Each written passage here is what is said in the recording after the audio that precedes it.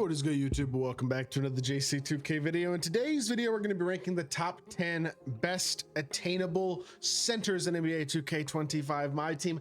I will be totally honest with y'all, with a couple of these cards, I'm stretching the term attainable just a tiny bit. A couple of these guys that can be on an expensive day, especially super badge versions of them, over that 500K MT price point that I talk about. But I do think they're close enough to that price point, and I believe you can get both of them base under this price of 500K. So that being said, they're worth getting regardless, and I just think this is a really good list of the guys you should be targeting at the big man spot to add to your lineup. Before we hop into it, if you haven't already, make sure you hit that subscribe button. Help me push towards the 50,000 subscriber mark on the channel. I upload every single day, multiple videos a day. Would really appreciate it if y'all do subscribe. We just hit 40K, on the road to halfway to 100,000 subscribers. We are getting there. I really appreciate all y'all's support.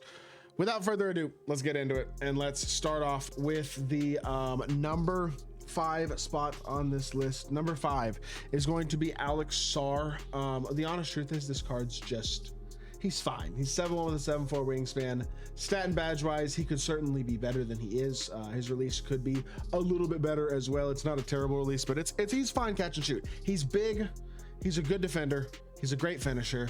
He's a capable shooter. He's not going to do it off the dribble. He's not unbelievably athletic when it comes to like versatility and stuff, but he's a switchable, pretty high level defensive athlete who's going to get really good defensive animations, going to play pretty big, going to knock down open shots, kind of does everything pretty darn well. Very, very solid card, and I feel like he's just one of those guys who can absolutely hold it down for you at a pretty high level. Same thing with a guy like Chet Holmgren. Very similar cards. Both these guys, quality defenders with pretty good length, great size, do a lot of good things at the center position with their length, size, and defense. Can stretch the floor super solid amount, have good athletic ability. Very, very similar cards. I'm more comfortable with Chet than I am with Sarr, having used him more. That's really the main reason that I have him at the number 4 spot, or the number 9 spot, I should say, and then Sarr is at the number 10.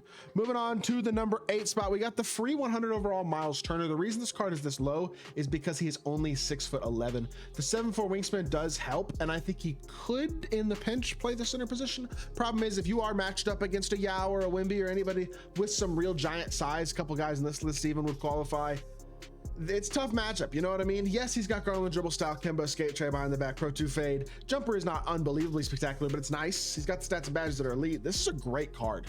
I just think he's better at power forward than he is at center. So for me, he's only number 8 at the center position, despite stat and badges that rival anybody on this list.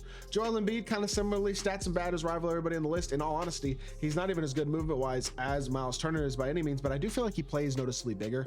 Now, I will say, Myles moves a lot better. I'll be honest, at power forward, I would take Myles 10 times out of 10. I do think, despite the size advantage, I think I would still take Myles over Embiid. It's closer at center, where the size is a little bit more important, in my opinion, but I'm okay with this. I think we're gonna go Myles at 7 and Embiid at 8. I'm gonna swap that on the fly. Number 6, though, different type of card, not nearly as high tier, not nearly as complete stat and badge wise, but Donovan Clingan, with his size at 7'2" with a 7'7" wingspan, he is significantly bigger than both Myles Turner and Joel Embiid, and that provides a lot of value. His ability to compete against the biggest, baddest big men in the game on the interior is extremely valuable, and he's still a high level floor spacer, a capable finisher. He's one of those guys that can take on the best of the best and hold his own in a legitimate amount.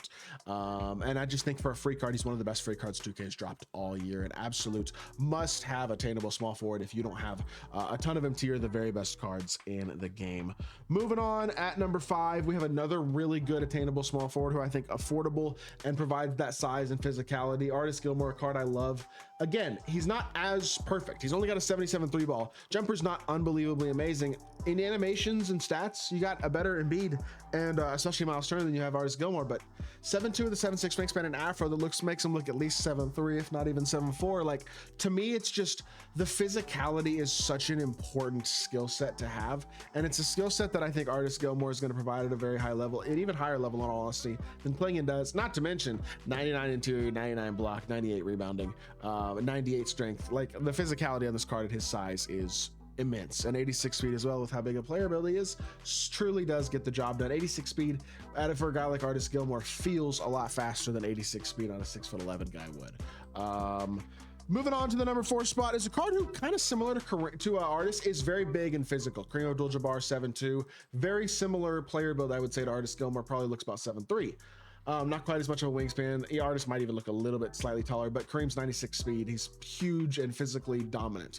Again, not an absolutely elite level shooter. That is his number 1 flaw, but he's physical, he's big, he's athletic. He does a lot of things really, really well.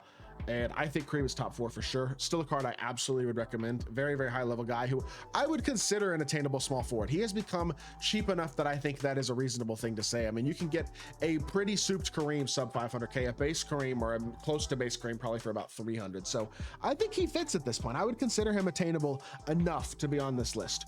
Mark Eaton, similarly, I would consider attainable enough to be on the list. 7'4" with a 7'8" wingspan, a card who I think you can get for right now about similarly, I would say to Kareem, probably 300-ish thousand MT base, actually a little less than that. It looks like maybe 400K soup. Like, he's not unbelievably expensive either. He's just huge. I mean, he's a mountain of a man. He's 7'4" with a 7'8" wingspan. He looks all of it. He is a gigantic player build, and he's dominant on the inside. Not to mention, I actually do like the jumper. The fact that he's got offset shot, 93 ball, all that is base card.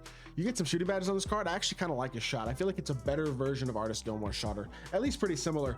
He's like a bigger, better Artis Gilmore. That's what he is. I think he's top 3. I think he's dominant, and I love this Mark Eaton card. He is absolutely great.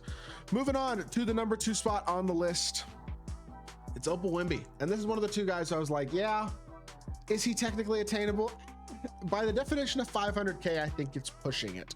That being said, base Wemby, I do believe as of now is going for sub 500K. In fact, as I look at it on the auction house right now, 4 minutes left, 29 legend badge Wemby going for 502,000 MT. I would consider him definitely attainable with his price drop from these downtown super packs. And the thing about Wemby that makes him really so valuable, number 1, is just the fact that his jumper is so hard to contest. Physically, stat and badge wise, guys like Eaton, Kareem are better, maybe Artis as well, but the uncontestability of Wemby's jumper is just such a big deal. And again, he's 7'4" and incredibly good defensively and as a finisher, and glitchy as well. Not to mention, of course, the extremely elite jumper that's very hard to contest. So Wemby's number 2. That being said, probably not a huge surprise to y'all. Dikembe is my favorite attainable big man in the game. His jumper is not quite as uncontestable as Wemby's, but it's faster than Wemby's. It is extremely elite as well. He is so big, so physical, so switchable, so athletic. Such a good finisher. I adore Dikembe Mutombo cards in my team. I think he is so good. I hope his price continues to drop. As of right now, he is just over 500K MT. I would say base, he's probably right at 500K realistically. Card isn't cheap, but even if you have to pay an extra 100,000 MT for him, he's worth it. And I think he's the best dark matter below card in the game. I get he's a little expensive for an attainable scale, but I just think he's such a good card that he kind of has to be on the list regardless. That is my opinion. And that being said, that is going to do it for today's video. I hope y'all did enjoy.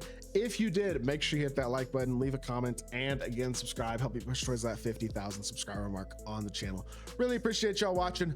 I'll be back with more 2K content very, very soon, and I appreciate y'all. Peace.